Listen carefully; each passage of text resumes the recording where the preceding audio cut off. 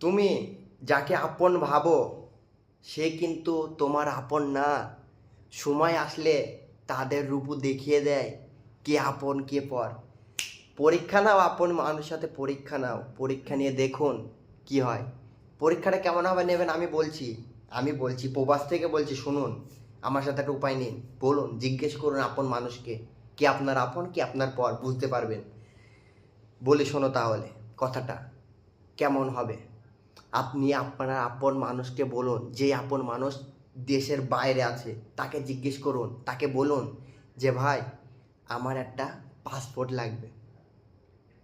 সে আপনাকে হয়তো রিপ্লাই বলতে পারে দিতে পারবো কিংবা পারবো না। যদি আপনাকে বলে আমার কাছে পাসপোর্ট নেই, তাহলে আপনাকে রিপ্লাই সেটা বলুন যে ভাই তুই তো অনেক দিন ধরে বিদেশে আছিস, আমাকে কিছু টাকা সাহায্য কর। বুঝতে পারবে ভাই বাদার কে আপন কে পর, সেই মুমেন্টে বুঝতে পারবে। সময়ে রূপ দেখিয়ে দেবে কে আপন কে পর। আমি বলবো যদি আপন যদি কেউ থেকে থাকে আপনার বাড়িতে, আপনার বাবা, আপনার মা, তার ছেড়ে আপন কাউকেই পাবে না।